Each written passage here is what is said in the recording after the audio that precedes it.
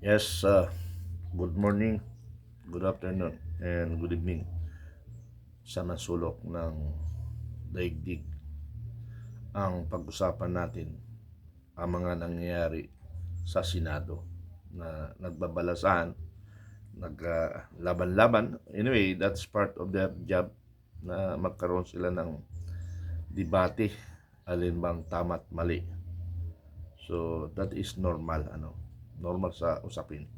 So, pakinggan na lang natin muna ang mensahe ni General Macanas. Okay, pakinggan natin muna bago ako magbigay ng kanyang ng opinion. Bigyan natin ng reaction, opinion itong post ng ABS-CBN News. Tungkol ito sa 15 senador na pumirma sa resolution condemning Chinese statements versus Philippine officials. Yung sigalok sa West Philippine Sea na dahil kay Commodore J. Tariela. Ito, 15 senador ang lumagda sa isang resolusyon na kumukondina sa mga naging pahayag ng China laban sa mga opisyal ng Pilipinas. Ito, basahin ko yung 15, anong tawag natin dito? Brave Senators. Vicente Soto, Pam Aquino, J.B. Ejercito, Jingoy Estrada, Sherwin Gatchalian, Risa Ontiveros, Panfilo Lacson, Lito Lapid, Loren Legarda, Francis Pangilinan, Erwin Tolfo, Rafi Tolfo, Camille Villar, Mark Villar, and Juan Miguel Zubiri. So, sino yung siyam na senador na hindi pumirma? Nakita ko dito, yung siyam na minority senators except kay Jingoy Estrada. Kasi, di ba, Jingoy Estrada, minority. Pumirma siya. So, sino yung member ng majority black na hindi pumirma? Si Senator Pia Cayetano. So, isa-isahin natin yung Magic 9. Yung, anong tawag? Diplomatic. Ayaw nila eh. Senator Alan Peter Cayetano. Si Marcoleta, Senator Amy. Tatlo na yan. Yung apat na Duterte Black, Amy, Padilla, Bongo, De La Rosa, sino pa? Nakalimutan ko na yung... Tapos si Senator Pia plus isa pa, may nakalimutan ako. Basta member ng Joel Villanueva. So yun, ang mga hindi pumirma. So ano ang implikasyon nito na kinokondina mo? So dinidepensahan nila itong si J. Tariela.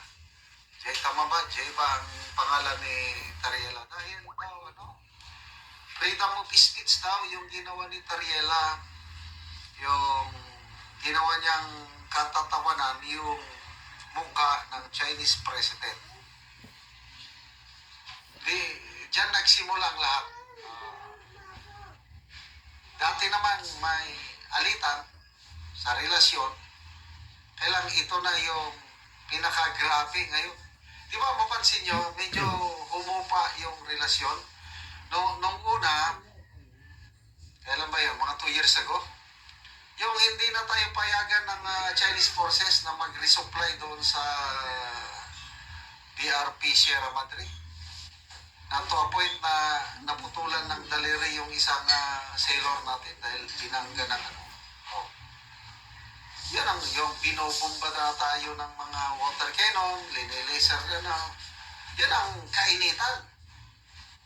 mamaya nakipag-dialogue. Karoon ng dialogue.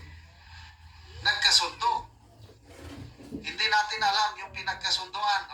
Di ba tumigil na? Wala nang issue tungkol sa resupply ng mga sundalo natin sa PRP Sierra Madre. Yun ang kagandahan ng dialogue. Yan, nagda-dialogue. So wala na. Resolved na. Papakita sa mga taong namumroblema dahil sa puting buhok. Yes, Kasi wala lang. starting today, Dialogue. So wala na. Resolved na. Ngayon, uminit na naman dahil sa isang, I don't know how do you describe itong Commodore Tariela na ito, yung ginawa niya na ginawa niyang cartoon character yung mukha ng Chinese president. Ang iba, sa kanya, parang freedom of speech lang niya yun. But ako, ang tingin ng iba, kulang yun sa respeto. Kaya maganda itong mayroong sulat ng Department of Foreign Affairs kay Senator Risa Hontiveros. Kasi si Hontiveros parang nananawagan siya, nagsasalita na huwag ganyan, DFA, aksyonan niyo ito, ganito, ganito, ganito. Sumulat ang DFA Secretary, formal letter kay Senator, sinasabi doon na dapat yung mga sigalot na ganyan, it can only be resolved sa diplomatic channel, hindi sa social media, hindi sa public. Kasi kung head of state ang pinag-usapan, dapat off limits kayo. Walang makialam.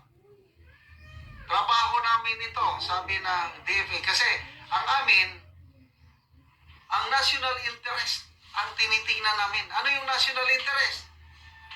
Yung more than 500 Filipinos, OFWs natin na nagtatrabaho sa China, yun ang national interest. Ang tanong, ito bang pagkondina ng mga senador sa Chinese embassy? Makakatulong ba sa paano kung rumespak ka China? Pauwiin lahat ang mga Pilipino. Anong trabaho ibibigay nila sa mga OFWs natin? Yes. Paano yung trade natin? Kung i-cut off ng China, yung trade ties natin, hindi na sila benta sa atin. Kasi nag-i-import tayo sa kanila. At hindi na rin sila mag-export sa atin yung mga prutas natin. Kung i-cut off nila, anong magagawa natin? Yan ang national interest. Ano ba? Tourism. Ang ganda ka ng ginagawa ng DFA na tinanggal na nila ang visa requirement sa mga Chinese nationals para bumisita dito, para ma-revive ang ating lumalagapang na tourism industry. Ganda nun. Itong ginagawa ngayon ng mga senador na nagkondina, ginagawa ni na specifically Senator Erwin Tulfo, layas! Sabi niyang layas eh. Sige, magtapang-tapangan kayo dahil hindi kayo apektado pag yung 500,000 OFWs pagpapalikin ng mga Chinese officials, kawawa. Ang mga senador, Okay. may tutulong ba sila? Yan ang tanong. Kaya bilib ako dito sa Siam. Okay, mga kasama, sa nangyari yan na pirmahan, ikaw kayang magiging Chinese community, ano ang maramdaman mo sa iyong Pangulo? Siyempre, magagalit, lalo na mga official ng China. Pero okay na lang kung kibangag na ginawa nila yan, kasi nga talagang gusto natin panalangin na mawala si Bangag sa ating bansa yon. Dahil kay Pangulong Marcos, ginulo niya ang Pilipinas. pinag-away-away niya ang Pilipino. Pinag-aaway-away niya ang active at saka retired. Ito, tingnan nyo. Ano, Save the Philippines. Save the Philippines. Makita mo? Baka bawal na naman sa loob ng kampo yan. Ha? Diyan na kami magkakasubukan. Labanan ng legal ito. Dahil nung part 2 ko, para ba silang nakakita ng kriminal? Kriminal pala yung lumalaban sa corruption. Ganito yung gobyerno natin. Kaya tarantado itong gobyerno na ito eh. No, tarantado itong gobyerno na ito. Ang iniisip nila, sarili nila, promotion at saka malita. Ganon kagago ngayon ang gobyerno. Makasakit sila ng damdamin na wala naman sa hulog. Okay lang kung makasakit tayo ng damdamin na dahil lang dahil nga sabi nga nila politika. Hindi kami politika. Korupsyon ang nilalabanan namin dito. Sabi ko nga 3 ang gusto kong mangyari. Una, i-reboot yung sistema ng gobyerno. Kasi yung korupsyon, hindi yan mawala ng basta-basta. Kahit sino magiging Pangulo 2028, may kawatan pa rin, may magnanakaw pa rin. Hindi natin malaman kung mas lalong kawatan kaysa kay Marcos Jr. or gaganda ng konti, mababawasan ang nakawan. Yun lang yun. Pero yung mabagong sistema, hindi. Pangalawang gusto kong mangyari, mawala ang korupsyon. Pero pag nagbago kasi ang sistema, down the line yan, madadamay na yung korupsyon. Pero tinututukan ko pa rin ang korupsyon. Pangatlo, yung komunista sa Pilipinas na hindi na-resolve ng Philippine government. Pero bakit nasa isip ko at nasa puso ko paano ma-resolve ang komunista? Alam nyo mga kababayan, kaya hindi na-resolve ang komunista sa Pilipinas. Kasalanan rin ng gobyerno, ng armed forces. Ha? Kasalanan ng gobyerno at ng armed forces. Bakit? Wala kasing talagang political will na gustong tapusin ang komunista. Ang nasa isip lang promotion. Promotion, designation. Kaya sila gumagawa ng mga laban komunista. Pero sa isip, sa puso, wala yun. Kasi nga kung nasa puso natin at sa isip natin mga kaibigan, nasa puso at isip natin, madali lang yan eh. Ang daming matatalino sa atin. Ang daming magagaling sa armed forces at sa gobyerno. Pero bakit hindi ma-resolve? Tingnan mo yung NTF-ELCAC. Panahon ni Duterte. Panahon ngayon, puro corruption rin nangyayari dyan. Kaya nga nung nag-conference kami sa J3 Armed Forces, I think 2007, inaalis ko ang pondo ng mga military operation. Bakit? Because of that, nagiging ineffective ang sundalo. Bakit yung original na SOT, walang pondo, pero naging effective? Bakit? Kasi nasa puso ng sundalo ang trabaho. Ngayon, na pasukan ng pera, nagagalit yung mga ibang sundalo dahil tangina kayo nakikinabang ng pera, kami naghihirap. Kinukurap yung pera eh. Ako mismo testigo, mayroon naka-allocate sa isang team na 30,000. Magkano nakarating sa kanila? 5,000. Eh, bullshit.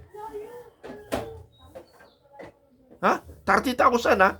Yung 5,000 lang nakarating doon sa sundalo. Yung gumagawa ng trabaho. Yung 25 forces, yung nakaupo sa aircon, pautos-utos lang, yun ang nakinabang. Kaya inaalis ko yung pundo na yan. Kasi may sweldo naman tayo eh. But anyway, yung pundo na yan, ang hawak dyan, yung matino. Yun ang tinitingnan natin, paano maging matino. Kasi nga ang problema, kung bakit hindi na-resolve ang insurgent, take note kayo mga nasa active. Ha? Take note nyo. Sa ground ang problema. Isang problema sa ground. Alam nyo ba ang ginagawa ng tao nyo sa ground? Hindi nyo alam kung anong ginagawa nila. Dinispatch nyo sila, anong nagawa nila? Pag walang nagawa, okay lang. Kasi hindi nyo nga rin alam ang gagawin. Yun ang problema. Hindi nyo rin alam gagawin. At saka hindi nyo alam ang ginagawa sa baba. Ako, nasa Division Headquarters ako sa J3. Mas marami pa nga akong ikot sa company commander eh. Sa tao nila eh. Yun yung tanong. Company commander, battalion commander, brigade commander, mas marami pa akong ikot sa tao nila. Central Luzon. Ipabrief mo ako sa situation the area sa buong Central Luzon. Kaya akong mag-brief. Pero subukan nyo yung brigade commander, battalion commander, kaya niya may-brief ng yung realistic? Hindi. Because hindi sila nakarating doon sa dulo. Ako, from the division headquarters, nakarating ako sa sityo. Mas marami pa nga akong ikot sa kanila, sa company commander. Huwag na yung battalion, sa brigade. Company commander, mas marami akong ikot para sa kanila. Within 1 week, 3 days to 4 days, nasa field ako. 2 days lang ako sa division headquarters. Isang araw lang pahinga ko. It's either Saturday or Sunday. Alam mo ang bisita ko, mga madaling araw, hating gabi. Kung may briefing lang ako sa araw. Pero kung mag-inspection ako kung anong ginagawa nila, yung bago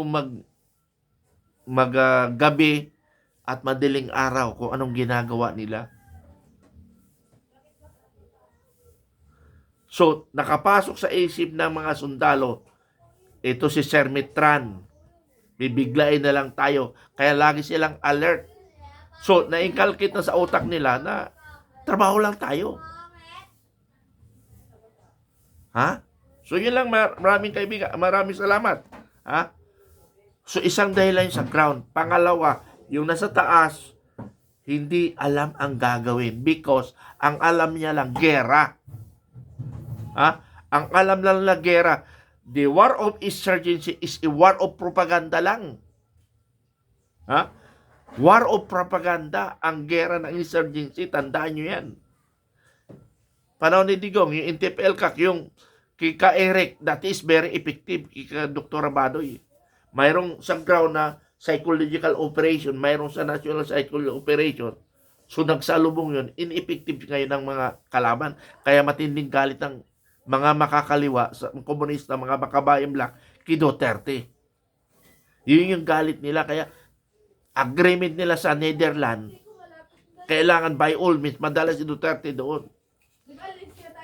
So yun lang. Maraming salamat mga kaibigan.